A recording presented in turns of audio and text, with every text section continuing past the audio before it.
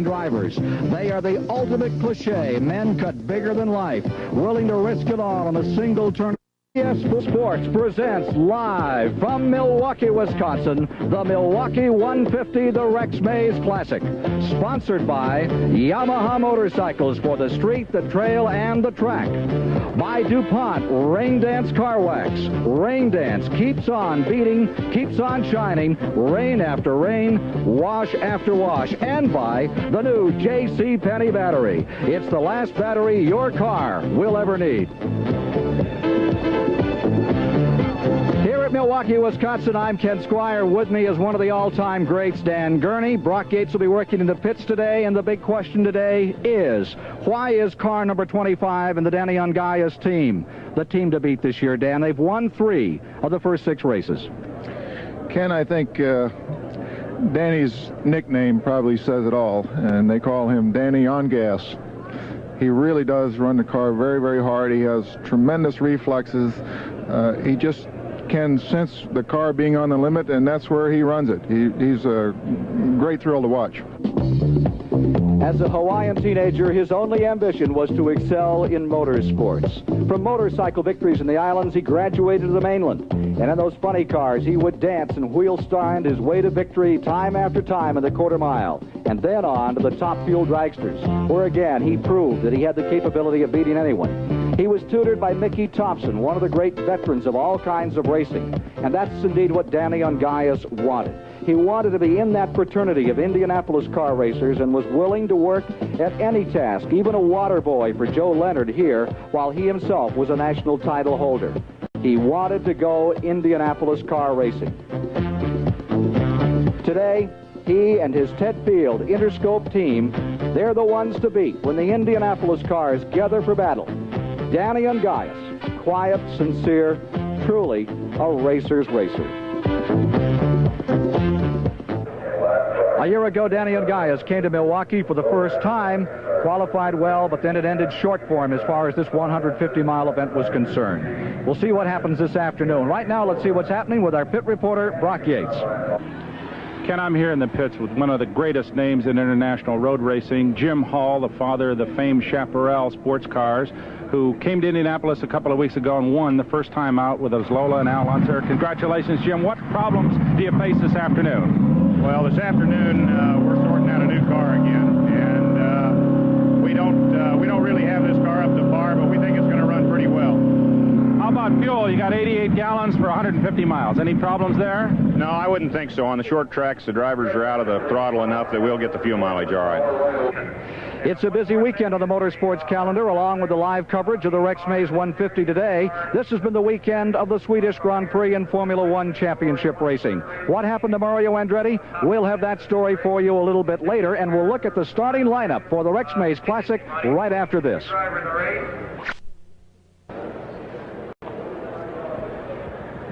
At Milwaukee, Wisconsin, let's take a look at the starting lineup for these 22 automobiles who face 150 miles of competition on a very warm afternoon here. We've had showers the last 2 days. They've had to sandwich everything, qualifying, practice into this one day, and here's the man that's done it. He's on the pole, Danny Ungaius, who has set a new record at 26 and 71 one-hundredths of a second, 134.831 mile-an-hour average around this track.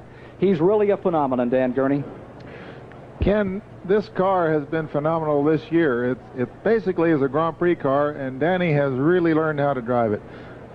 As you notice, at times you see Danny around, normally not much of a smile, but these days he just is from ear to ear. Winner of 3 races this year, trying to make it 4. Number 25, your pole sitter, Danny Ungaius. Flanking him in the second starting position will be a man who briefly was on the pole. They got in a little qualifying yesterday, and then it rained, and it gated the whole day.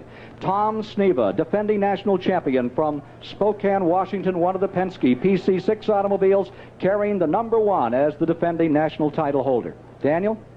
I think Tom must qualify as the world's fastest high school principal, but all joking aside, he probably runs closer to the wall and asks more of himself than anyone except possibly Danny. They're a great pair, and they're up front almost all the time. And now, row number 2 for the Rex Mays Classic. Rex Mays, a man who won this race 3 times before he lost his life in a crash in Del Mar, California. In the third starting position, car number 7 from Ventura, California, another Penske car, and this is the young Rick Mears, so outstanding, placed second just a week ago at Mossport, and he's an old desert rat. He learned his experience out there in that desert racing, Daniel, your part of the country. Yes, Rick is a very successful off-road racer, and he certainly has the touch. He has what it takes to drive these championship cars. He's made the adjustment very, very well, and I look for great things in this race from Rick. On the outside of that row, in the fourth starting position, perhaps or one of the most celebrated names in motorsport, and one of their best qualifying positions of the year, the beautiful Dan Gurney Eagle, number 48 from Albuquerque, New Mexico, two-time Indianapolis champion, Bobby Unser. Bobby's becoming the old man of racing, and he's not going to allow these young fellows to push him around. It should be a great race today. And now you see the 1973 Indianapolis champion back there beside the Unser car, walking back to his automobile. That's the Pat Patrick, car number 20, prepared by George Bignotti, and the driver is Gordon Johncock, the Arizonian who last year crashed severely on this track. Gordy wouldn't like it, but I'll say, notice the gray hairs, but you wouldn't notice it from his driving. You wouldn't know it from his driving. Gordy is still a winner wherever he grabs hold of his steering wheel. He's a potential threat, a big threat, I mean, Ken. Well, John Cock is just about being told right there to get into his car. You're watching this live as these drivers primp and prepare for this Rex Mays Classic. Starting beside John Cock, sixth starting position, car number 4, Fort Worth, Texas, Johnny Rutherford, two-time Indy champion. And what a story here. He crashed his car in practice just 2 hours ago. They took the Pocono car for next Sunday's race off the truck. They qualified it without turning a practice lap on it. A great moment for Tyler Alexander, although they had hoped for the pole. They're up in sixth position, Dan. Certainly Johnny Rutherford and the entire McLaren team don't know what the word giving up is, and they keep trying, and I certainly wouldn't count them out today. They will be a big threat today also. Row 4, starting in the 7th position, will be car number 8. He's from Brownsburg, Indiana. He is the comeback story of the year. He is Pancho Carter, crashed severely Phoenix a year ago, told he wouldn't race for a year or two. Here he is back. He won his first 2 races in sprint cars. This is the son of a great race driver, Dwayne Carter. He drove for you last year, Dan. Yes, he did, and Pancho is a great driver. He has the credentials. He's won the championships. This car also is a brand new car. And we're going to watch and see he's having a little bit of trouble with his legs, which is still recovering from the injury that you mentioned last year. Yeah, you got to remember, he broke both legs. He broke his pelvis in 4 places. He shattered his arms. And here he is, ready to be cinched up in this automobile and go racing at over 170, 175 miles an hour on the straightaway today. He has already won 2 races this year in the sprint cars, Ken. And those old uprights are the tough way to go. You bet. Starting in the 8th position, the outside of row number 4. One of those people who now puts himself in that select group with Wilbur Shaw and Murray Rose is a 3-time Indianapolis 500-mile champion. This is the great Al Unser driving Jim Hall's car number 2. Hey, there's a guy you remember, Jim Hall, back in your time. Yes, I do, Ken. You certainly can't keep these Unsers down, and that combination of Al and Jim is going to be we're going to hear a lot from them, I'm sure. Of course, they've already taken the big one, and Al, one thing about Al, I wouldn't say that he's not greedy. He's really going to try. When it comes to winning races, he is greedy. That helmet, we saw that helmet shattered almost in 2 at Phoenix, Arizona, when he crashed into the wall at 180 miles an hour. Here he is ready to go again. And now, starting in the 9th position, inside of row 5, the man who is in a group unto himself. This is Supertex, the 4-time and only 4-time Indianapolis champion, A.J. Foyt. Car number 14, this is his oldest car. It's a 1972 Foyt automobile, builds his own engines, the phenomenon. The story is Foyt, wherever he goes. Yes, AJ's been spreading the story that this car is an old relic, but knowing AJ, I'm sure that we'll hear from this car also. He has a special turbocharger. I think he's the only one in the race with this particular model turbocharger, and it does seem to come off the corners very, very hard. I don't know if this qualifying position is indicative of how he will run the race, but we'll just have to wait and see. What an amazing story. A high school dropout who now builds and designs his own race cars, his own engines, and wins Indianapolis 4 times. He certainly is the greatest. Starting beside him today will be Johnny Parsons of Indianapolis, Indiana. He'll be driving that car, number 16, the Lindsey Hopkins automobile. And then coming next would be Wally Dallenbach and Larry Dixon. And we'll take a look at more of the starting lineup. And we're just moments away from the start of this great Rex Mays Classic a little later here today. And a reminder that later this afternoon, here on CBS, you'll be seeing from Anderstorp, Sweden, the Swedish Grand Prix. And we'll also hope to have a report from David Hobbs, who is usually with us. He's in Brainerd, Minnesota, racing one of the International Motorsports Association events today. It's all coming up today, live from Milwaukee, Wisconsin, USAC Championship Racing on CBS. It's like the countdown to an Apollo blastoff. You see the pace car in front of the field, the light flashing. Dick King is just to our left. Our broadcast position is at the start-finish line. And in a moment, there is the command to fire the engines. And these $65,000 racing cars burst into life. It's a magnificent moment. I feel the adrenaline flowing, Jim. Can't help it. When you see these cars thunder to life, open wheel, open cockpit, the most sophisticated cars there are, if form follows function, these are the ultimate in car design, and perhaps the most dangerous cars ever built. No roll bars. Cars weigh 1,400 to 1,500 pounds. They're about 20 feet long. You can see how low to the ground Danny Ungaya set as he screamed around this track at over 170 miles per hour on the straightaways to make this new record today and sit on the pole. Field beginning to roll out, and let's review for you as Danny Ungaya leads the field onto the Milwaukee Mile. The remainder of the starting grid for the race today.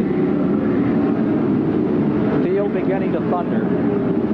Two cars did not make it today. Roger Rager's car in the back of the field did not make it. And sadly, the Agogenian car with Gary Bettenhausen has been closeted. That car not coming out. There's the field rolling down. Before we get to that starting lineup, let's take a look at the current United States Auto Club point standings. Sneva is first. John Cock is second. Ungayas, who just a week ago was well back in the sixth position, as you see, is now third and closing. There are 300 points for a win in today's race. Points are based on mileage, not on money, but on mileage. And a 150-mile race will earn the winner 300 points. The purse today is approximately $126,000, and that's split among all the contenders who start. Now, we'll review for you the rest of the starting grid here. I'd like to say a special hello today as you see some of the people we introduced to you earlier, to Tassie Bettis, who has suffered a heart attack, and I'm sure he's watching back in New York. His car, number 92, which has a new driver, Al Laquasto of Easton, Pennsylvania, four-cylinder Drake, is in the field, starting in 20th position. Certainly wish him well. Here's that second row. There's the third row, Rutherford and Johncock, that you were introduced to a few moments ago. The fourth row is Pancho Carter and Al Unser. Potential winner there. And row 5, it's A.J. Foyt, and then starting beside him is a Lindsey Hopkins car, number 16, with Johnny Parsons of Indianapolis, Indiana. His dad, a former Indy 500 champion. Row 6, Wally Dallenbach, looking for his 8th USAC victory. And Larry Dixon of Marietta, Ohio. Well, you put him in a sprint car, he is an Iron Man. Row 7, Tom Bigelow, Whitewater, Wisconsin, raced the sprint car event last night, didn't win it for a change. And Spike Gilhouse, another Indiana campaigner, the number 19. Remember, he crashed at Indianapolis this year. Back in the row 8 is Steve Krisilov, who's off to a great year. Dick Rutherford said that when they went with him, they thought he had it to make it, and he certainly is proving the people with Pat Patrick's team right. Salt Walter, who finished 7th at Mosport, his best finish in a long time a week ago, has qualified well. Mike Mosley back in action in car number 78, Dan, and there's Tom Bagley, who was the Mini-Indy champion of USAC just a year back. Had a great Mini-Indy race earlier today. We'll give you the results later this afternoon on that. Row 10 is Phil Threshy, and there's the 92, the Tassie Bettis car, Al Laquasto in the number 92, and that goes back to the 20th position. Let's look at the last row now. You see them scrubbing in the tires here. Larry Boom Boom Cannon is at it again with your race car. I think the car has about 500 owners. A.J. Foyt is pitting as they come around to complete the first of the preliminary laps. Dick Simon, number 22, out of Sandy, Utah. There's a shot at A.J. in the 5th. Can't imagine what that would be. Simon runs shotgun on the field in 22nd. You see Foyt in. What are they doing there, Dan? I couldn't see, Ken. it didn't appear as though they were able to do anything. Now, maybe he was unable to get whatever it was he wanted to get fixed. We'll see. We have 10 Ford Cosworths here today, 1 Foyt engine, and we have 9 of the 4-cylinder Drakes and 2 of the DGS engines powering these beautiful $65,000 machines. Here's Foyt coming back up to pick up his position for the start. 150 miles, 150 laps, the distance here today. Pace car, light is off. It pulls down onto pit road. And we're ready for the start. Coming to the line, Danny Ungaius breaks out in front. Tom Sneva falls to second place. All 22 cars out to a good start. 1 car in trouble at the bottom of the track going into turn number 1 and slowing down and going into the grass in turn 1 on the start, 1 of the 22 starters. Out in front and getting a 12-car length advantage. That's John Cox out of the race on the first lap. Gordon Johncock's automobile broke something right on the start line, and he is retired from the competition. Johncock, who has won 2 races this year, 1 in Phoenix and 1 at Trenton, will not win today. And now they are at full song. Up spin, that's Gilhausen, number 19. Spike Gilhausen's car. Looks like he may bring out the first caution of the day. As you can see the car just over the yellow line. Gilhausen's number 19 will bring on a caution. He is just out of the 4th turn. He slid coming out of turn number 4, slid about 200 feet, and his car rests on the bottom of the track about 100 feet from the entrance to pit road. The first caution of the afternoon comes as the car is complete.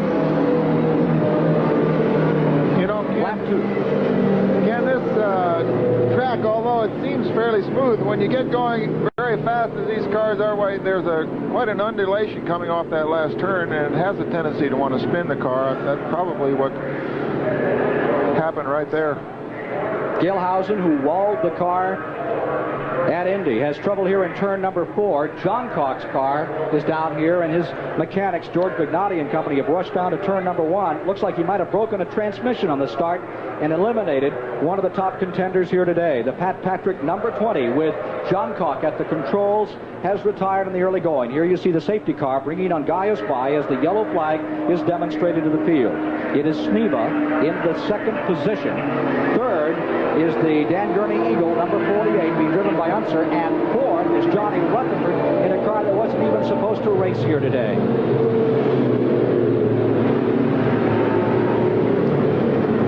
Ken, this track has pretty long, wide turns and relatively short straightaways, although the cars are able to accelerate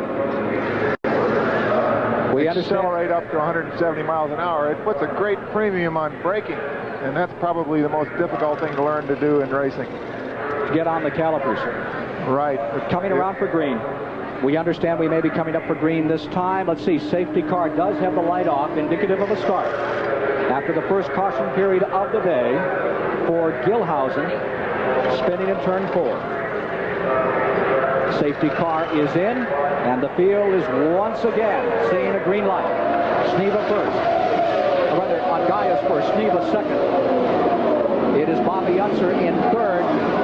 The 4th place is Rutherford, and Rick Mears runs in 5th. Those are the front 5. Back to racing.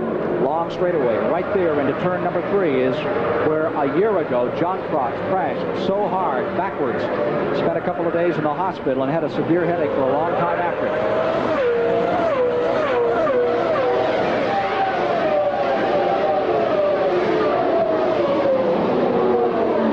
Tom Sneva trying to gather up some distance in car number 1 on the leader, 25 Ungaius, and not able to do so.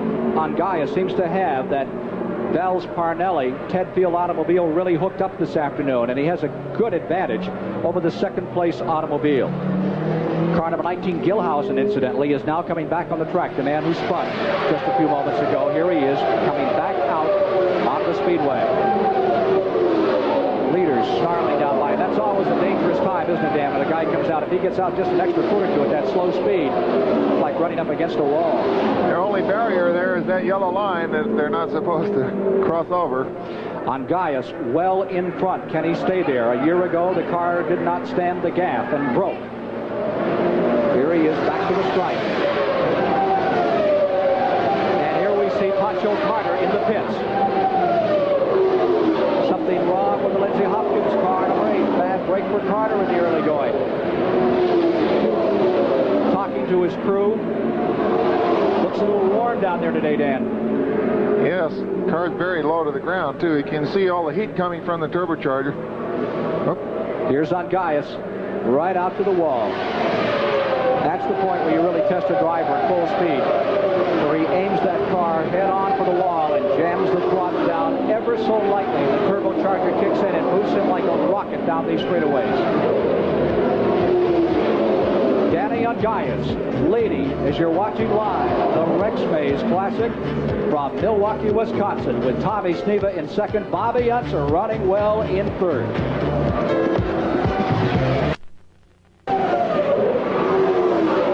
Here's Danny Ungaius leading. We are now working in the 11th of 150 laps at Milwaukee, Wisconsin in the Rex Mays Classic, and Ungaius has popped out to a very good advantage over the second place campaigner, Tom Sneva, at the present time. Sneva holding third. Bobby Unser maintains fourth as he's having one of his better runs thus far. It's been a very cold and long time for Bobby Unser since he's tasted victory in 1976 when he won 2 events. Now let's go to the pits. Brock Yates has a report for us. I'm standing in front of the Pancho Carter pits where they're having trouble with his transmission. That's exactly the same thing that happened to Gordon Johncock on the first lap.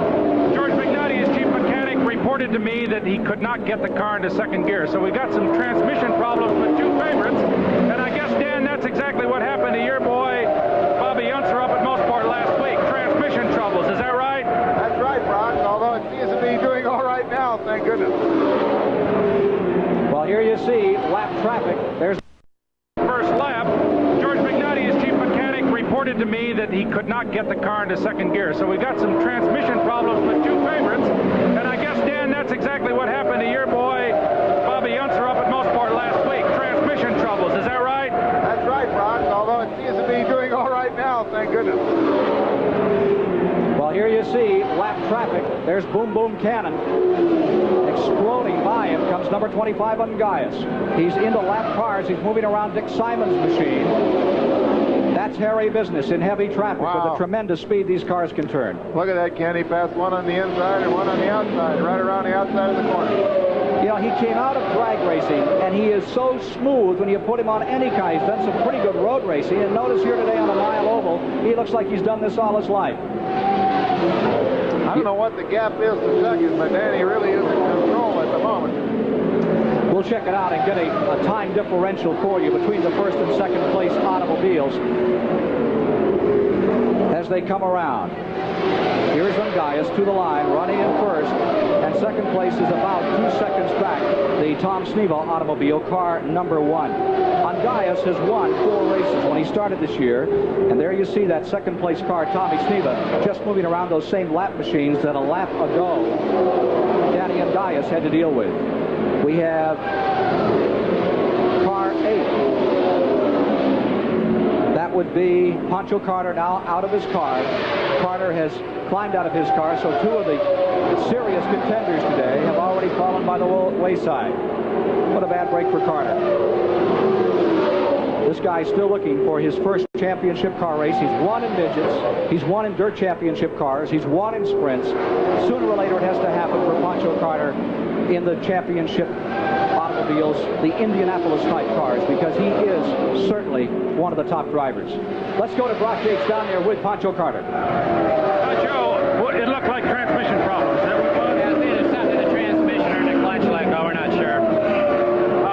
It's awful hard to go out of a race this quickly. You kind of get everything pumped up, then all of a sudden it's a big letdown, right?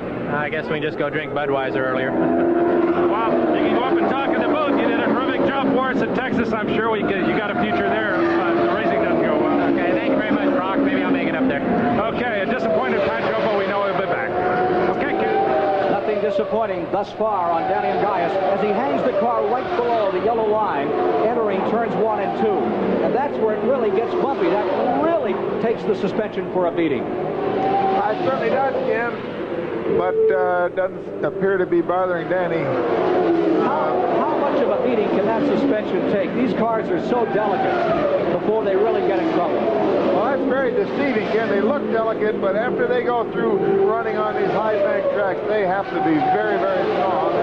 I don't expect this track to cause any real mechanical failures with the suspension. 19 laps have now been completed, 131 remain, 131 miles to go, as it's Danny Ungaia's day on this Father's Day here at Milwaukee, Wisconsin. Second place automobile continues to be Tom Sneva. The third place car, number 48, the Bobby Unser car, and running in the fourth position at the present time would be the car number 4 of Johnny Rutherford. He is running fourth. The fifth place machine is Rick Mears in car number 7. Again, I think the interesting thing about Danny is when you get a close look at him, you can see that the car is dancing around. It's not just going very smoothly. He's having to work hard. Even though he's leading, he's really trying hard. The interval between the first and second place cars. You watch Ungaias in heavy traffic. Getting below the Tazivetas car, Valaquesta going into turn 1. He's right down almost in the grass.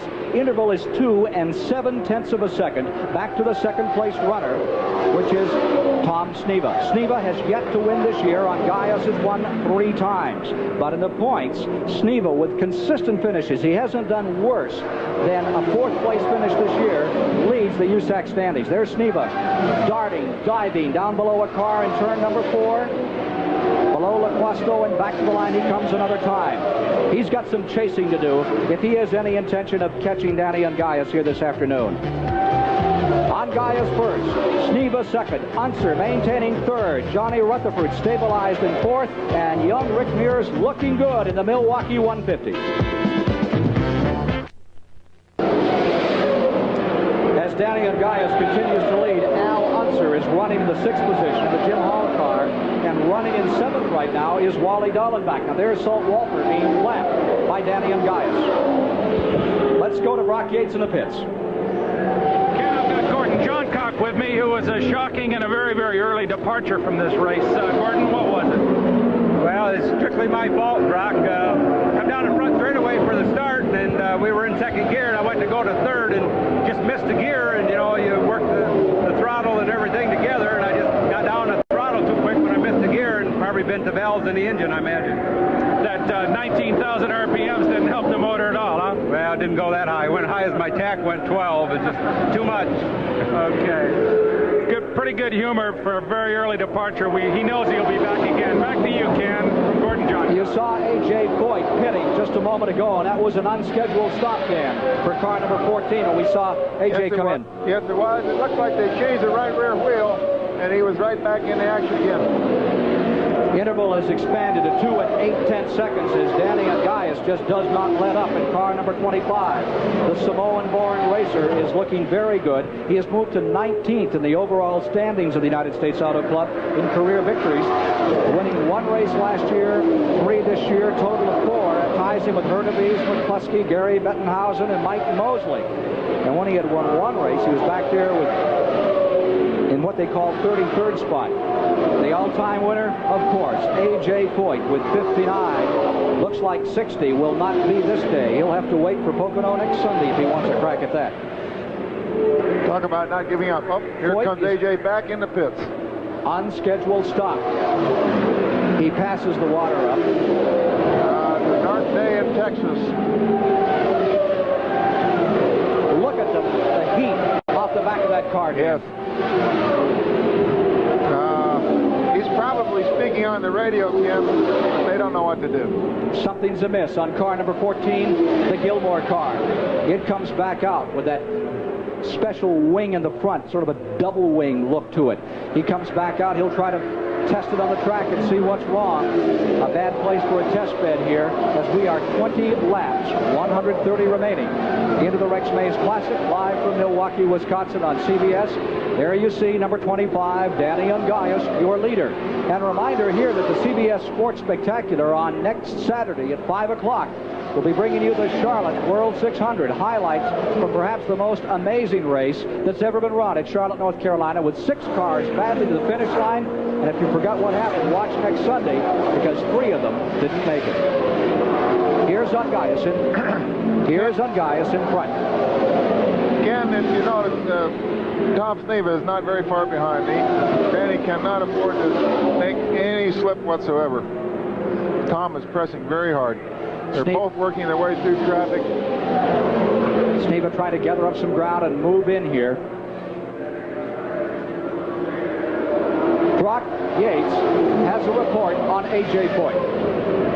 Ken, A.J. told me before the race that he didn't really think he had much of a chance. This car has had some problems with its handling. He came in earlier and changed the two outside tires, the right side tires. Just came in again to change readjust the stabilizer bar at the back. The car just isn't working very well, although he seems to be in an amazingly good humor, at least before the race, so we'll see how he goes. He's not probably going to do very well, doesn't he? Bad day for A.J. Here's Ungaius in heavy flat traffic. Let's see how he tries to thread the needle here. Here's Ungaius trying to move around some lapped automobiles. Earlier, I had a chance to chat with Danny Ungaius. Danny, you're currently third in the standings, but you're number one in the wins. You've taken 3 wins. A year ago, you were just another name in the running. What's caused this revolution for Danny Ungaius? I don't know. It's just something that happened along the way. Again, I have to attribute to all of the people around me who help and who continue to give 100% so that we can all do well together. And is he doing well? Take a look at this move inside out of turn number 2. Danny Ungaius just flying here today, hurtling, hellhounding around this track, blitzing the competition. Sneva still in second, 2 6/10 seconds behind now, with Bobby Unser running third. Ungaius continues to turn up the wick in the Rex Mays Classic.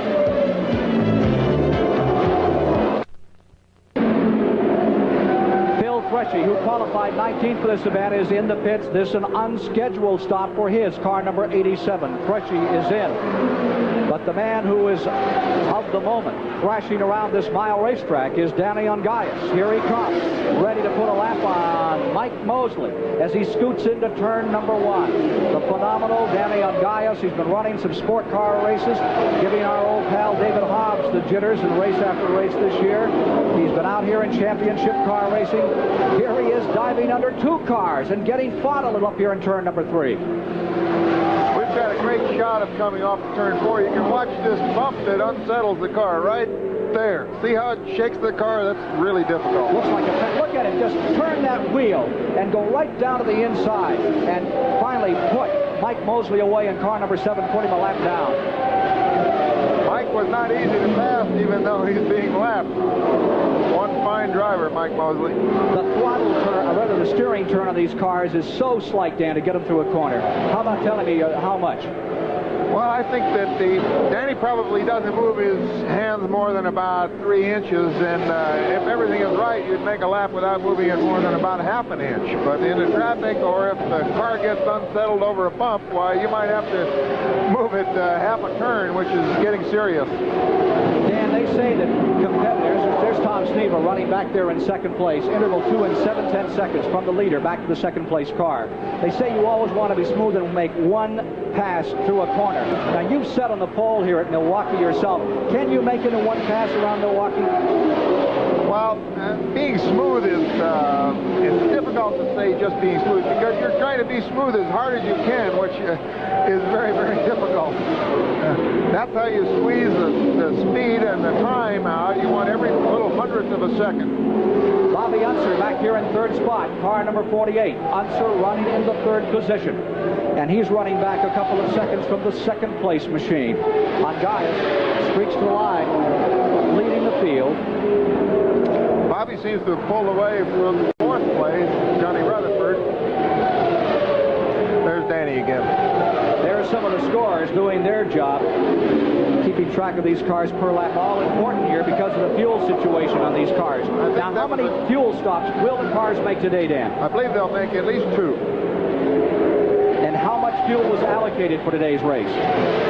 Approximately 88 gallons, which after you figure the warm-up, the fuel used on the pace laps and so forth, ends up being, you have to achieve 1.8 miles to the gallon or else you will not finish. It's a strange line that Ungaius takes. Let's watch him here in 3 and 4. He seems to dive down and then let it bubble out as he comes off the apex of the turn, Dan.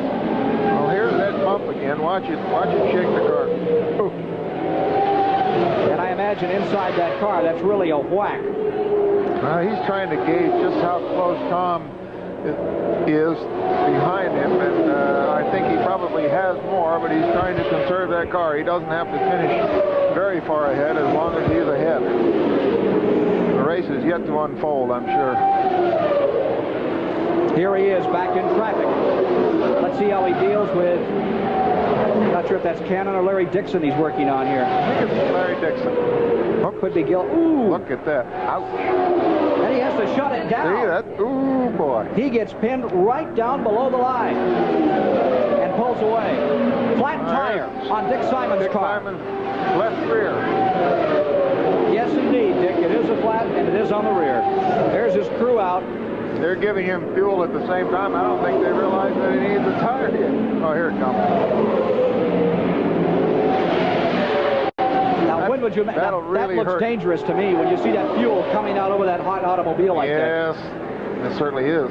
Also, this is all going on under the green light, so he's in trouble. Dick Simon, La Machine, in a bit of difficulty out here now. Again, lots of heat.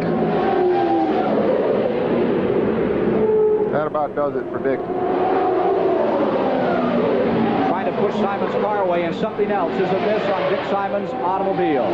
Insurance man from Salt Lake City, Utah. He's done everything. Parachuting, skier, and there's something wrong on the left rear tire still. They're still trying to make some amends on that automobile. Now, what are they doing, Dan? Well, I would guess that they feel the nut holding the wheel on is not all the way home, and they're going to try and make sure it's on all the way. Danny Gaius stays out in front as we complete 48 of 150 laps on this 1-mile Milwaukee track. On Gaius, darting through traffic, building up a fantastic advantage out here. You can begin to see it. Turning 28 3/10 of a second this last lap, and now he's building up his lead to 11 seconds. And there here he is, lapping A.J. Foyt. Foyt all the way down the inside. When he's not running well, he'll give you plenty of room. Signboard out for Gaius. How do you read a sign going 170 miles an hour, Dan, that size? Well, you'd be surprised. I think that once you're used to it, a fellow like Danny can do it quite easily. I have never figured out. They can watch who's behind them to make sure they stay in front, watch the gauges, get the cars to the turn, and still see which way they're going. We'll return with more live action from the Milwaukee 150 right after this word from your local station. The 1978 Indianapolis 500-mile champion Al Unser, Albuquerque, New Mexico, has just brought the Jim Hall car in for an unscheduled stop on number 2. What did it look like to you, Daniel? Well, again, I'll guess, Ken, I think possibly they're having some fuel feed problems, and it's just starting to run out of fuel early. It may not be picking up all the fuel that is in the car. Now, if they did add fuel, I don't think they put any wheels on, so they're out back on the racetrack again.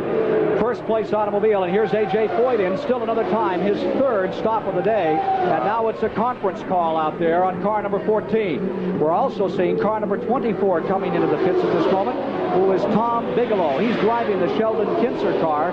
Kinser getting upside down here in a sprint car and separating the shoulders, so Bigelow is now in his ride.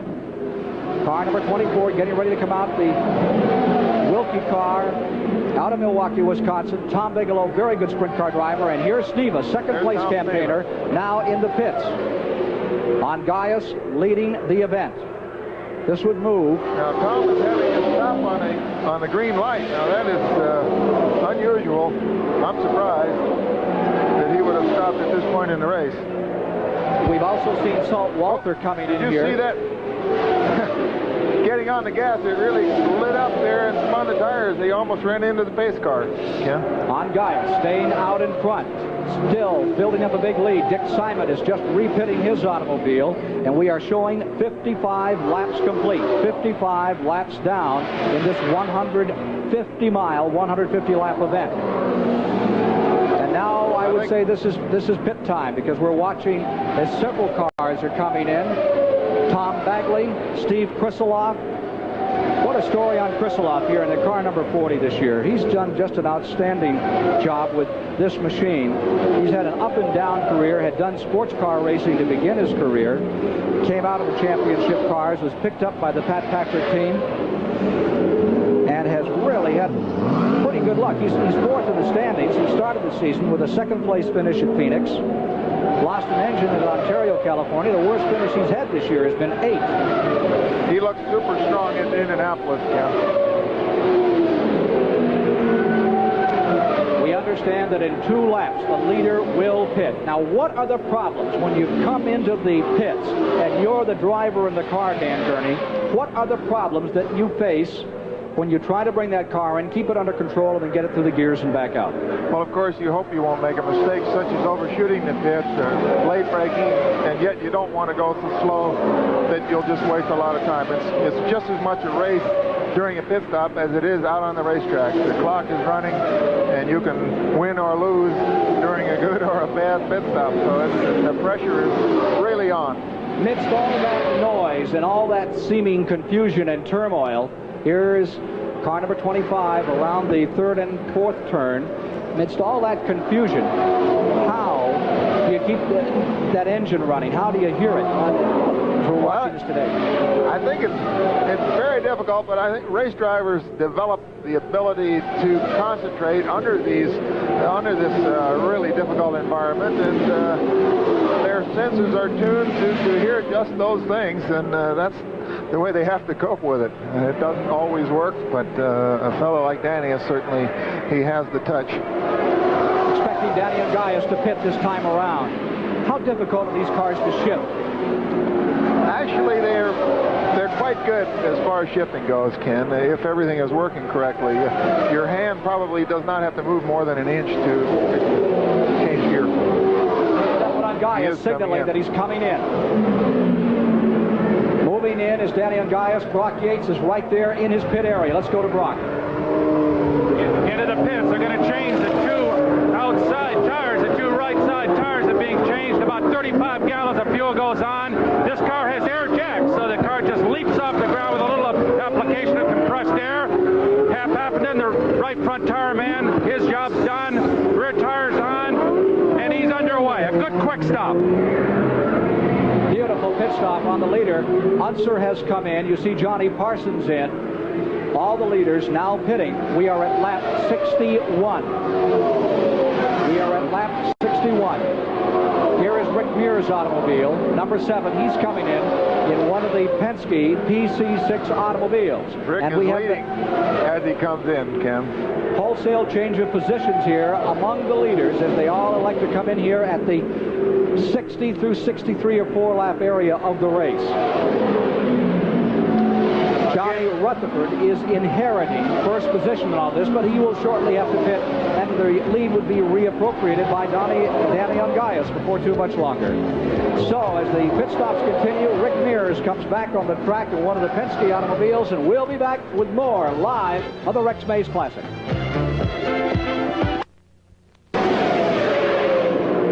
Well, the report from scoring is that a car number 48, a Gurney Eagle, is leading with the second-place car. Number 4, Johnny Rutherford, and number 25, Ungaius, is in 3rd. That's the biggest smile I've seen on your face, Gurney, in a year and a half. Well, I hope all the people at ARCO are happy, and I certainly am. Hey, coming up next Saturday and Sunday here on CBS, it's the Canadian Open. Lee Trevino expected to defend his title. Also expected to compete, Jack Nicklaus, Arnold Palmer, Hubie Green. Don't forget, it's next week for the Canadian Open here on CBS, both Saturday and Sunday with a 4 p.m. start time. Well, Ungaius, who had the lead, according to the latest figures, is now looking up from under. They say he has just passed Rutherford. That would put him up into 2nd position, but they are still showing car number 48. There it is, Bobby Unser, 2-time Indianapolis 500-mile champion. Is he as hard to get along with, Dan, as it's reported? Why, of course he is. Bobby is a very intense individual. He does not like to do anything but win, and I think being difficult to get along with is part and parcel of being a great driver, although there are exceptions. But, I mean, all the great drivers are easy to get along with when things are going well, and just they're miserable when things aren't going well. And I think that's what you must expect. And as we mentioned earlier, it's been since 1976 that Unser has tasted victory lane. How long has it been since Dan Gurney has put one of his cars in victory lane? One of your own cars, Dan? Well, ours dates back to 1975, Tim. So let's see what happens here. Car number first place, the Gurney Eagle. And that is the new car, right, Daniel? That's correct. New Arco Eagle. What is the difference between this and your other cars? Well, this one's better, I hope. It has a new gearbox, it has new brakes, it's a brand new chassis, it has a Cosworth engine. Bobby Unser, who left you for a year, went to Fletcher Racing, now back with the Gurney team out of Orange County, California, is running in first. The car looks so bloody slow there, but if you're standing in the infield, it looks like they're going about 200 miles an hour at that particular point of the track. They really rumble and shake into these corners when they decelerate. I'll tell you, this Rutherford story today is an amazing account. Rutherford, who's had a terrible year after having such a great year last year when he won 4 events. Crashing out here in practice, as we mentioned, if you're just joining us. John had a shunt in turn number 1, bent up the car they had practiced with a little yesterday. They took this car right off the transporter, fresh out of the box. It was all set up for Pocono next week. Brought it out here on the track, and it continues to run right with the leaders. Well, scoring has had a change of heart, Daniel. I hate to tell you this, but they right now give it to number 25 on Gaius after all these pit stops and have him in first place. Well, it was wonderful while we were doing it. Dan, these races are so complicated, or seemingly so, to be scored among these cars. Why is that? Well, there's many, many different things going on all at the same time. I noticed that Danny Ungaius just passed Bobby, who appears to be... There's Danny again. Here he is trying to put a lap on Wally Dallenbach, and this could be hard. Now, Dallenbach, there he goes, right beneath the line, almost turning this $65,000 car into a mowing machine. Here's car number 48. Now, that is really unscheduled. Yeah, it's his second pit stop. He was in here just 7 laps ago. That's it. All through. He's unhitching. Getting out. When he pulls the belt off, that means he knows we're done. How do you feel right now? $65,000 car sitting there and the driver getting out, Daniel. Well, it's more like a $100,000 car, Ken. I don't feel that make you feel $40,000 Let's go see worse? Let's look at Danny Ungaius. Well, Bobby Unser is out of his car. Danny Ungaius is in the lead, which makes Tom Sneva second with a third-place car. Reported as Al Unser, 4th place Rick Mears, and running in the 5th position has been Bobby Unser. He is now part of the attrition rate that could move Wally Dallenbach in behind. He's still running. Dallenbach just in front, right down there, turning that car almost into a bulldozer as he runs around the inside of turn number 1, Danny Ungaius. And there you see Bobby Unser, who is, we heard a moment ago from the car owner, Dan Gurney, hates to lose. Bobby Unser, who tasted first place for just a moment, will have to wait another day to taste victory.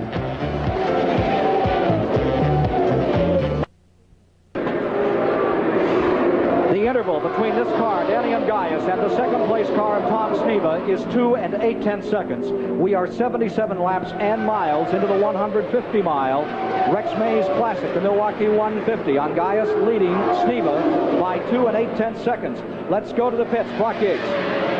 Ken, I've got Bobby Unser with me. Bobby, the car obviously had some serious problems. What was it? Well, Brock, it looks like the magneto's going out. We had an inkling of that happening when I qualified. Because the first lap it was missing, and then the second lap it was all right. So we started the race, it did it every lap. Finally, it just got so bad I was scared it was going to shake the engine apart. The boss was starting to celebrate up there in the broadcast booth. He was really getting happy. Then all of a sudden you stopped. You got anything to tell him? Well, he might as well be there to be down here. He couldn't have done much good here the way things are going, but glad somebody's on the air anyway. You're going to win some races with that thing, though. It sure ran well. You were right with the leaders all day. Well, the car's getting better, Brock. It's a shame we couldn't have had it done earlier in the year. And it's going to be a nice race car. It's going to take a little time. Thanks, Bobby. That's it from down here, Dan. I know you'll be back. Thanks, Brock. Bobby Unser, who has a son, Bobby Unser Jr. That kid could be a terror another couple of years. He's running sprint cars now. You're looking at Tom Sneva, who is running 2, now 3 seconds back. It was 2 and 8, now it is 3. Sneva trying to catch the fleet flying Danny Ungaius here this afternoon. Earlier, I talked with Tom Sneva. Horsepower or suspension geometry. Tom, what makes the difference here? Here in Milwaukee, in this little flat track, it's definitely geometry and suspension. You got to get the car through the corner. You can't carry it. If you get the car handling well through the corner, you can give up a little horsepower and still get her done. Lapping car number 85 as he whistles out of turn number 2, the Larry Cannon automobile, Tommy Sneva in that beautiful Penske machine, the PC6, and they say the PC7 is going to be a thunderer, perhaps even faster than this machine. Here he is moving around a couple of lapped automobiles, the Lequesco car, one of them, and now he sails around trying to catch some ground on that leader on Gaius. Moving in again on car number 78, Mike Mosley, shoots the gap on the inside. That's on Gaius, working his way through traffic. Just phenomenal. When it goes right, it sure goes right. Right, Daniel? That's right, Ken. This traffic is very difficult stuff. You can't afford to dally, but you can't afford to make a mistake. Now, why is he warping the corner like that? He's all the way in. He's far lower than anyone else in turn number 1. And when he comes out, he kind of makes a teardrop out of the second corner in his driving style. What's he doing there? Well, among other things, he's winning the race. Apparently, it looks like he's getting a real good grip, and he gets inside of the other traffic that way. And remember at Indianapolis how that car handled on the inside? Now, there he is back out in the more normal groove. Danny is a particularly different driver in that respect. He often takes many different lines. He's not terribly consistent except in the lap times. The lap times are always very good, but he does it in many different parts of the racetrack, more than any driver I've seen in a long time. Reminds you of the stories you used to hear about Nuba Lorry, who always had his own line on any racetrack he went to. And take a look at this line. Whoa! See how rough that is? Front end swirling on him for just a moment, skittering that car through there. About 115, 120 miles an hour there as he decelerated and came into turn 1? Yes, I'd say at least that much. Second place still, car number 1, Tom Sneva. Third, number 2, Al Unser. Fourth is the Rick Mears car, and now running in 5th is Wally Dallenbach, a lap down to the leaders. Remember, later this afternoon, highlights from the Swedish Grand Prix. Mario Andretti going for the World Championship in automobile racing. He really had a day yesterday. That whole story is coming up with Barry Gill a little later this afternoon here on CBS. I saw you shake your head, Daniel, as you watched Tommy get into turn 1. What was that all about? Well, we're watching Al Unser trying to pass Wally Dallenbach, I believe.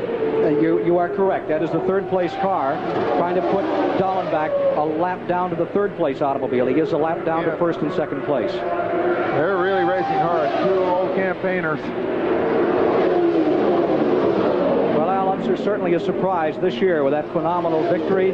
Make him a 3-time winner at the Indianapolis 500 miler. Earlier had a chance to talk with Al today. Degree of difficulty of the Milwaukee track, Al. Well, it's a much smaller racetrack than Indy, and it's a lot tighter. It's flat. It takes a good handling race car, and you really have to have things working real well to go fast here.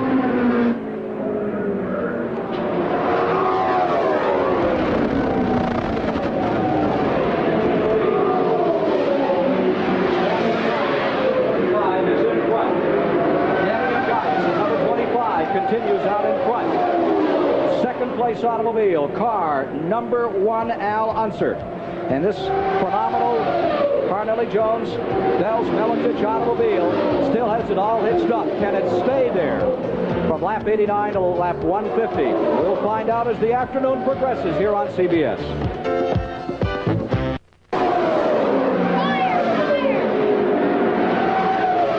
The pits with Danny Ungaius. He is out of the race. His car is on fire. You can see number 25 Ungaius is still in the automobile. They're trying to get the fire out. I think that's the He's sitting there. That's the turbocharger burning, Ken. I don't think it's serious, although it's very serious as far as his being in the race. Ungaius walks away as if he was green at the Masters. He just casually saunters off from what looked like victory here today. That's all there is. It's all over for Danny Ungaius and his hopes for a 4th win today. Let's go to the pits where Brock Yates is standing by with another victim of this race, A.J. Foyt. The champ's out. And the problem obviously was handling, right, AJ? That's quite true. You know, I said earlier when we had an interview, we was having a lot of serious problems with the chassis, and the car wrecked, and it looked real good the first 4 or 5 laps. I figured we'd motor up there and race with the best of them, and then all of a sudden I just started running so loose, the back end was hanging out, and then I unhooked the sway bar, and regardless of what I did to the car, it made no difference, and all I was doing is just creating a lot of tire temperatures, and when you get the tires hot, you automatically slow down, so I just couldn't see staying out there hurting myself or somebody else. Hey, Jay, we've gotten word that Danny just fell out farther down the pit lane. You had a good chance to get a look at him out there. How did that car look like it was handling? The car is handling beautiful. They've got their, you know, their ball game together. They're running real good, competitive and everything else, but like I say, you know, you got to finish them to win them, and Danny's going to be the upcoming guy, but we're just going to make some more strategy changes and get rid of these old junkers. We know that. We know you'll be back. Thanks, AJ. See you later. Okay. AJ Foyt, we'll get on and try to fan Danny Angaius right now. Tom Sneva appropriates first position, car number 1, defending champion. He has not won this year, but his record is phenomenal. He has 4 second places, 1 third and a 4th place. Still looking for the win. Will it happen today, or will Al Unser, the Indianapolis champion for 1978, take it away from him? We're trying to get a word. You can see the footprints in the sand, not on the speedway, of Danny Angaius there. This is Al Unser, the second place man, swirling down into turn number 1, getting through the traffic, or trying to get around a lap car on the inside. That wasn't very courteous of that fellow he's trying to pass, was it? He shot him down. Unser continuing to roll. We're trying to get a word to Danny Angaius. Boy, he really ran so well, and then it all went away all of a sudden. So will Sneva have it his way, or will the same fate follow him as so many times happens when you put man against man with the common denominator, the machine? The men are right on the thin edge of disaster at all times, riding so well, but it can be a 65-cent part that can put you out of the race, or indeed take your life, as it did in the case of Bettenhausen when he crashed years ago at Indianapolis. That's the uniqueness of this sport. This is the reverse of the race at Indianapolis. Remember, Al Unser leading with Tom Sneva second. Sneva 7 3/10 of a second over the second place Unser. Question is, can Unser close? We'll be following that story here, and you'll be seeing more of the Rex Mays Classic live from Milwaukee here on CBS.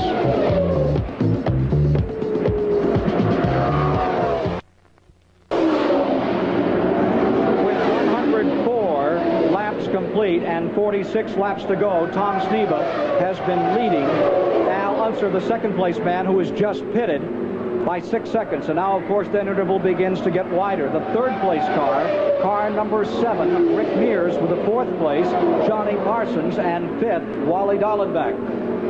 For a report on Danny Angaius as they push Al Unser out. For a report on the leader, Danny Angaius, who retired just moments ago, here's Brock Yates. Ken, I'm down here at the Danny Angaius pit. It's one of the more desolate moments in motor racing, that inevitable cleanup of the crew, by the crew, of all the gear in this pit after Angaius retired. He left the racetrack. He's not at his most loquacious best, and you know Dan sometimes a pretty tight-lipped even when he's in the best of moods, and he was very unhappy when he left here. The engine simply blew up, said one of the crewmen, and that ended it for him this afternoon. Back to you. Now, we had 3 cars running in the lead lap, Dan. They were the cars of Sneva, Unser, and the Rick Mears car, and then a lap down in 4th was the Parsons car with the 5th place car, Dallenbach. Leader pitting, Sneva in. 6th place car, Rutherford. 7th place car is currently Larry Dixon of Marietta, Ohio. Now, there's your leader in. Dan has the watch on him. This would be his last stop of the day, right, Daniel? Yes, that should do it. Boy. Now, that was much faster than Al's stop was. Now, let's see whether or not they were able to get all the fuel into it. We won't know until much later, Ken. Until he runs out. It appeared that with Al, he was waiting for them to get all the fuel in. Maybe the Penske crew has a much more rapid fueling system. More more and more, the story is becoming Rick Mears in number 7. This youngster who cut his teeth racing in the Baja Peninsula out in the Mojave Desert is beginning to really run like Roger Penske said he would. You know, the first part of the season, we didn't see him in very much action. But all of a sudden, he's really taking hold. He had second at Mosport a week ago on the road course up there in Canada near Toronto. Today, he's back running currently in the lead, but he has yet to pit. When he comes in, he will then be on the tail end of the lead lap. And as we have it now, there are 2 cars in the lead lap. We understand Unser in the number 2. Al Unser may have gone a lap down. We're waiting for a report from scoring on that situation right now. 109 laps are complete. 41 remain in the Rex Mays Classic here in Milwaukee. Sneva in first place. Trying to get this Father's Day all gathered up. The kids, I'm sure, and wife Kay, son Trevor, would be delighted to celebrate Father's Day with him as a winner for the first time of the 1978 campaign. Here he is trying to put a lap on Baggs. That's Tom Bagley, who was the Mini Indy champion just a year ago. Mini Indy today was a very, very good race. Here's number 7. That is Mears, the current leader. I'm sure the Penske pit is hoping that a yellow light will come out, because that would really do it for Rick. On the track, I noticed Tom Sneva has been lapped. The penalty for trying to stop on the green light. The top 3 in the Mini Indy today. Bill Henderson won it. Herm Johnson second. Harry McDonald finished in third. Bill Alsop of Woodstock, Vermont, who is the current leader in Mini Indy, he had engine trouble and had to retire. Al Mears stays out in front, but he has to come in. Rick Mears, an interesting guy. This is what Rick Mears told us earlier today.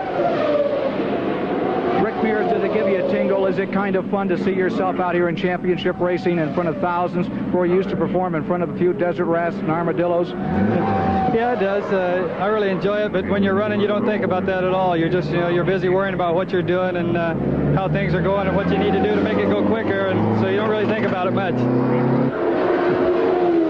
One of the new young, nice guys of racing, Rick Mears, who is out in front. 28.7. Is that the interval back to second place, Dan? No, I believe that was his lap time. Lap time, 28.7. With the second place car, number 1 still in the lap. Number 1 is not out of that lap. He is in it. And that means that the Penske cars are now running first and second. It's Mears in first. The second place car is Sneva. Third, a lap down, is Parsons. Fourth would be Al Unser. And running fifth is Johnny Rutherford with 6, Wally Dallenbach. That's as we have it. That's unofficial. Here's Mike Mosley, number 78 in the pits. Took over in this car at Indianapolis this year. Heard at Pocono a couple of years back. Good race driver. Left side tires going on the automobile. Can you make this race hypothetically without making a tire change here, or do you have to change left side no matter what on this racetrack? No, you should not have to make a tire change. Normally that means they're trying to correct a handling problem. Well, there's apparently a foul up on this stop, their radio communication, because they're having to take extra time to now change a front tire. Yes. No, that's it for Mike, too. If he had a chance before, he doesn't really have one now. Sneva stays in first. Second, Mears stays first. Sneva stays second. Penske cars are first in second. Third spot is Johnny Parsons. Engine kicking over. You can see the heat just coming up off the back of that engine. We'll return with more live action from the Milwaukee 150 right after this word from your local station. This is the third place driver, Johnny Parsons of Indianapolis, Indiana, son of an Indianapolis champion, driving the Lindsey Hopkins car, replacing Roger McCluskey at the seat of that machine. Coming down out of turn number 4, he is locked in third place right now with Al Unser behind him in fourth, running fifth, Rutherford, and 6, Dallenbach. Third place, Johnny Parsons, whistling into turn number 1. Ken, that's the 4-cylinder off. He'd be first in class for sure. The old 4-cylinder has just about seen its day. It's on the wane, is it not? Yes, it certainly is, Ken, but Johnny's doing a great job, and that's a Lightning chassis. I think they're the fastest Lightning in racing. Here is Mears out in front. He should be pitting very shortly. Let's see if he comes in. There's Parsons, a third-place car in the pits. Johnny Parsons is in. He is not in the top 10, but this could really boost him up there the way he's running this afternoon. Mears, the new kid on the street, and he's really making an impression. And the fact that Tom Sneva had to stop so early meant it was an unscheduled stop for Tom. He should have theoretically been able to run just as long as Rick is running, so they must be having trouble. There's Dahlin back in. He is currently being shown his car number 6 in the 6th position, and here comes Mears into the pits.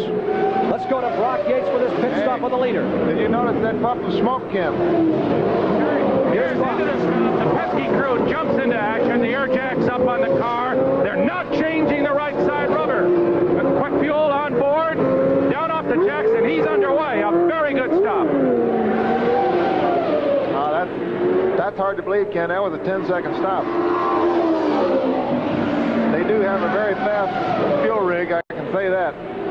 Roger Penske's not here today. You know, he owns the Michigan International Speedway. There's a Grand National race there. So while his cars are running here, he's at home at his own racetrack. I'm sure he's watching some of this right now to kind of keep track of things. And here is his car number 7 in the first position, and his car number 1 with Tommy Sneva running in second. A lap down in third is Parsons, with 4th Unser, 5th Rutherford, 6th Dallenbach in the current standings. Let's see if we have a switch of positions. Indeed, we do after that pit stop.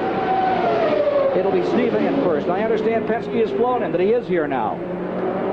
He counted the house over at Michigan today at the Michigan International Speedway. Once he found all the seats were sold, he came back to see how the cars would run this afternoon. Well, he's having a good day right now. First and second place belong to these beautiful PC6 automobiles. Tommy Sneva finishing second, the first race out of the box of one of these cars that Jeff Ferris has designed, and he has a new car that should be out by mid-season, and they say that one's going to be a humdinger. Well, here's Mears in number 7, trying to stay up into this thing for the finish, and if car number 1 has to pit one more time, it could really change things around.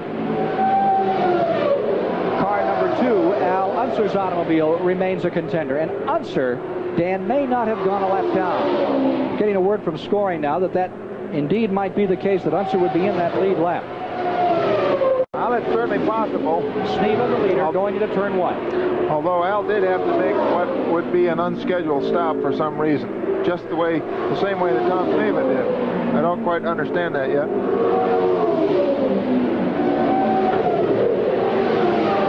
There's Al Unser's number 2 flashing down into the corner. This may have done, this pit stop may have put car number 1 into a lap by itself. Here's number 4, Johnny Rutherford, in for his last stop. We are 126 laps into the race, 24 laps to go. Rutherford pitting. He has been running 4th and 3rd, and now he'll be dropping back to the tail end of the second lap. I think this will drop him back to 5th. I think we'll wait for scoring on this. But as things stand, we would have Sneva in a lap by himself. Then, a lap down is Unser running in second with the 3rd spot, number 7. That's as we have it now. Number 7 will move up to 3rd. It's a little confusing at this time, but they'll get it straightened out here as they get down toward that checkered flag. Look at this pass. Oh, here's your leader, Sneva, in the pits. Tom Sneva. Now that looked like he overshot the pit. Way overshot it by what? 2 areas. 2 pit areas. They've got to pull him back. This could cost him the race. He was in a lap by himself.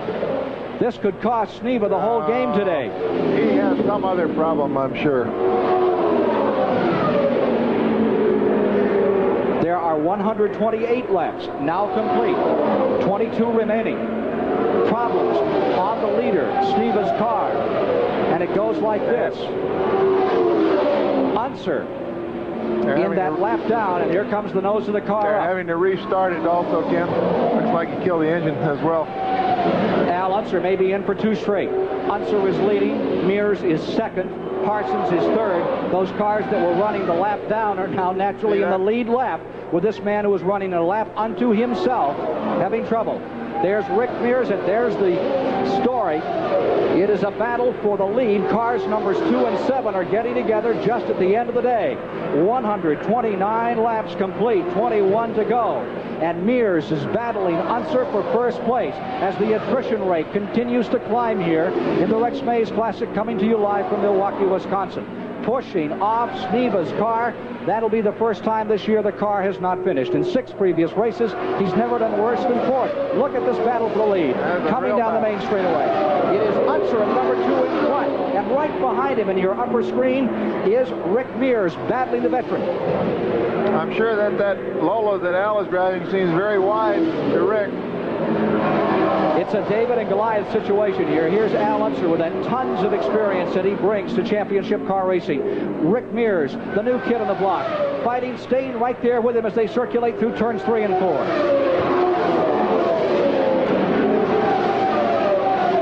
One of the Penske cars being rolled away, the other fighting in second place to get around Al Unser.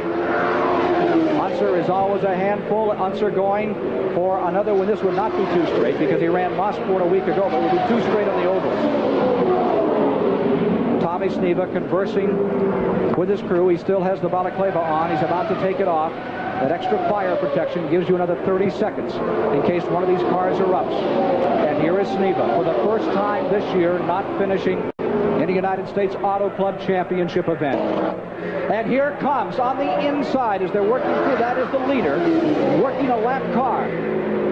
The leader, Al Unser, zipping down to the inside. He picked up about 3 or 4 car lengths, but as they enter the corner, notice how much faster Rick Mears seems to be. He gathers up ground and closes again.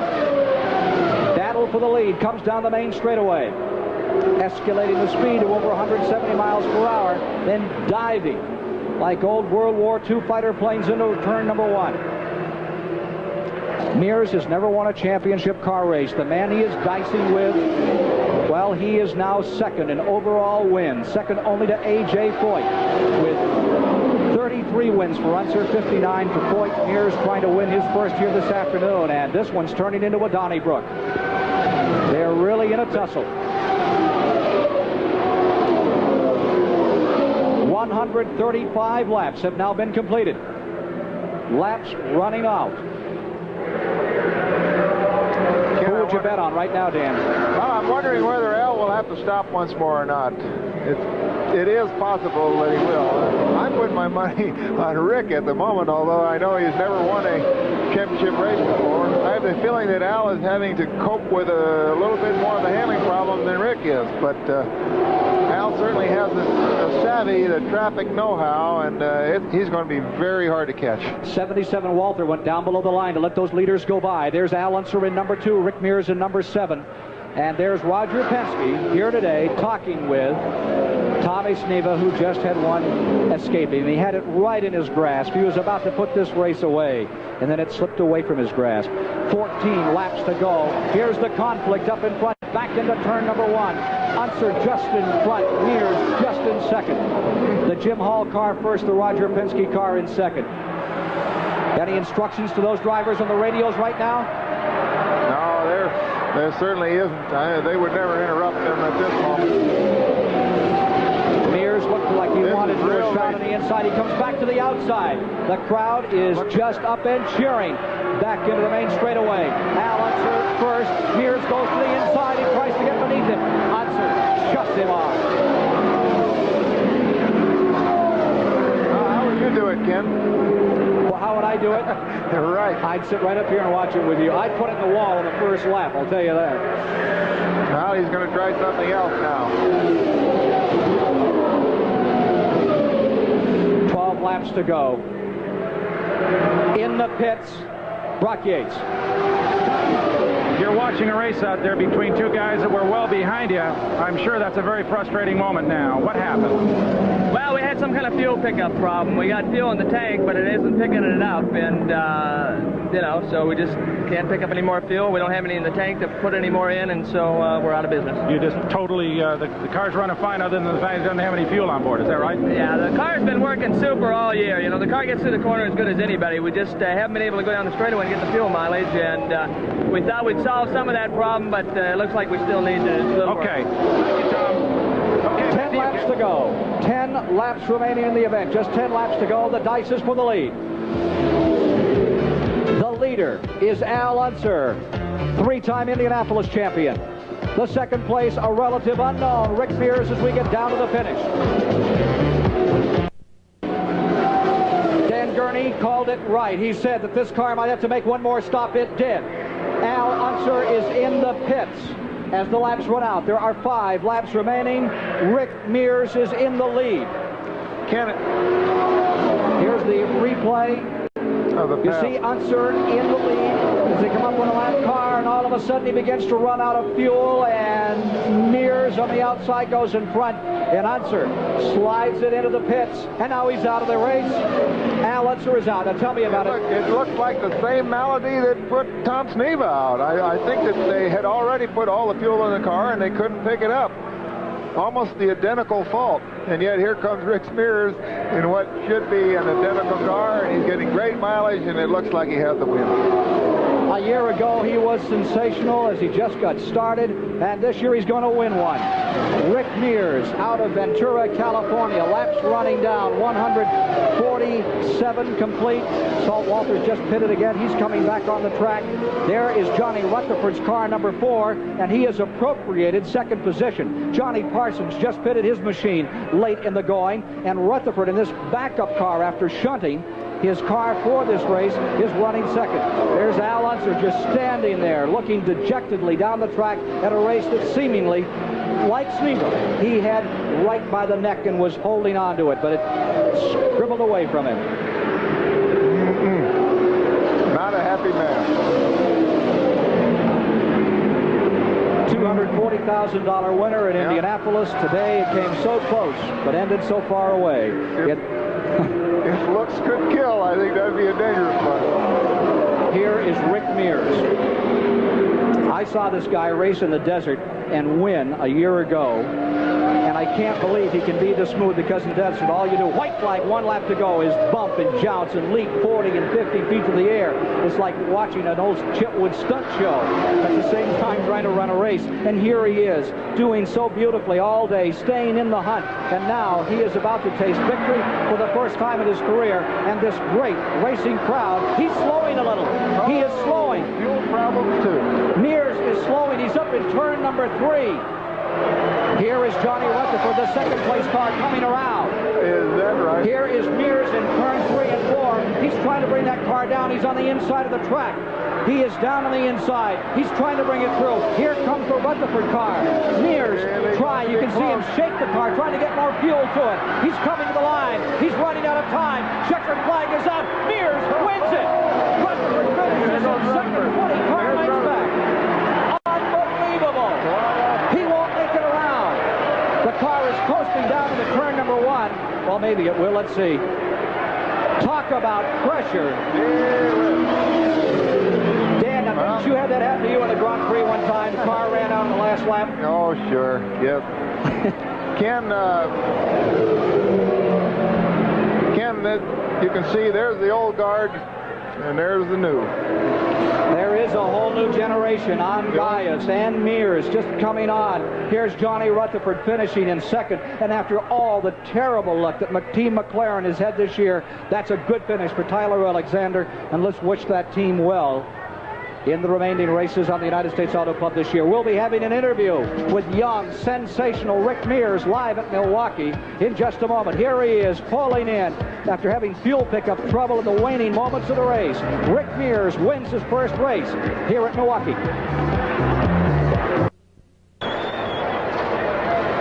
Well, Milwaukee is always where they're so well organized and so careful, and everything always goes off, and they've done it beautifully today. But right now, Victory Lane has turned into a Looney Tune down there. Somewhere in the midst of all of that is you can see Brock Yates fighting his way in. He is with the winner, Rick Mears. Let's get down to him now. Rick, congratulations. The camera in this melee is up on the roof up there. If you'll point up there and say hello. I wish you could have made that finish a little bit more thrilling. How did you? I got a little tense at the end. I didn't think there was any way we'd make it. It started running about 4 laps from the end, and I thought there's no way, but something was with us. Everything just worked out fine. Fantastic drive. Thank Did the car you were right in the hunt all afternoon, but that fuel thing was the only trouble you had the whole distance? Yes, it was. Everything we had lots of... I overworked the right front tire to start with a little bit, and we had to change that, but other than that, everything went beautiful. The guys did a beautiful job. Everything was great. This is victory number one of what I'm sure is going to be a whole bunch more on the championship trail. What does it feel like? Did you think it'd come this quickly? No, I really didn't. I really thought it'd be a lot longer away than this, but I still can't believe it, and hopefully we will have some more. You were jockeying the car around a little bit coming down the front straightaway. Were you trying to slosh the fuel toward the pickups in the tanks? Yeah, I had been doing that for about the last lap, trying to get it to pick up a little more, and every time I would, it would help just a little bit, and as long as I let it run in an idle and didn't give it any gas, it would go ahead and creep along, so we just kept going. Well, you had one more lap, didn't you? You made it all the way around here to victory lane. Yeah, so I'd have never bet on that. Okay.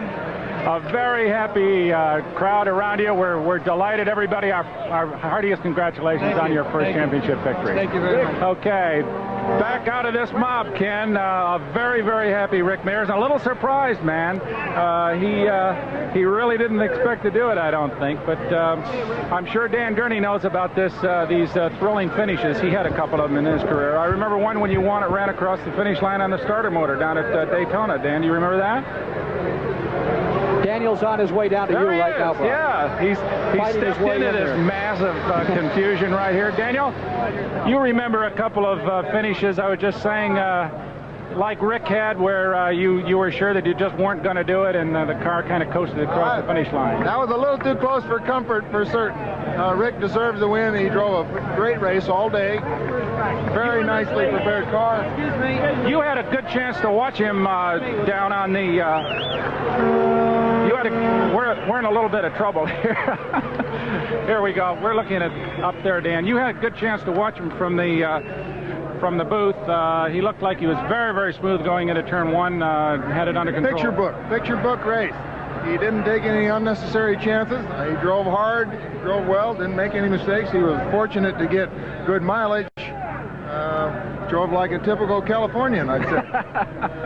A little chauvinism there from the West Coast. Up to you, Ken. That's it from here. All right, let's take a look at the final standings. Averaging 120.677 miles per hour, Rick Mears records his first United States Auto Club Championship victory, with Johnny Rutherford finishing in the second place.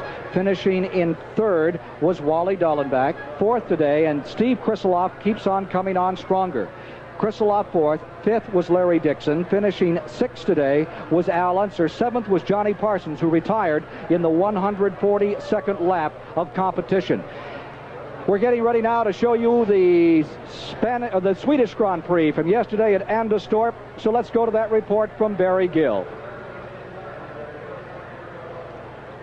Number 7 led just 7 laps, but they were the ones that counted. The final laps, Rick Mears wins his first United States Auto Club Championship race here at Milwaukee, Wisconsin this afternoon, with John Rutherford second, Wally Dallenbach third, Steve Krisaloff fourth, Larry Dixon fifth, Al Unser placing sixth, Johnny Parsons was seventh, Bigelow eighth, Mosley ninth, Tom Sneva finishing further back, Larry Cannon 10th, Saltwalter 11th. Here's a replay of that last unbelievable lap. Johnny Rutherford in second place, car number 7 beginning to slow down. It wasn't tuckered out, it was just flat running out of fuel, shaking the car back and forth, trying to get every bit of fuel possible into that 8-cylinder Ford Cosworth engine. The Penske PC6 danced and wiggled its way across to give Mears a victory, and there you see Rutherford passing him just after they had come across the line.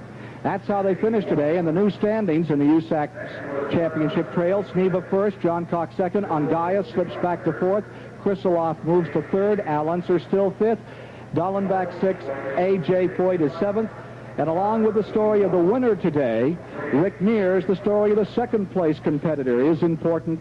Brock Yates has it now. Thanks, Ken. We've got the man here that I think perhaps put on the greatest show of the whole day. John, I know you, a guy as competitive as you are, think second place is no place. But based on what happened to you earlier this afternoon, a crash, bringing out the backup car, and almost winning this thing, it has to be a sensational bit of performance for you. Well, yes, it always is. And, of course, it's a tribute to my guys. They worked very hard getting the other car together and in shape, and robbing the crashed car of parts to get the other one ready to go, and they worked very hard. Of course, Team McLaren is the best, I think. Finishing second is not where we wanted to finish, and I think we could have won it.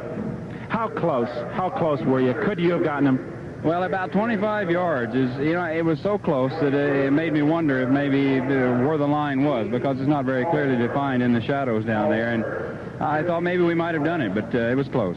Okay, next time it won't be so close, I'm sure. Thanks, John. Sensational performance. Ken, that's it from the pits. Back up to you. A.J. Foyt finished 20th today. Danny Ungaius wound up in 16th position after that engine blew up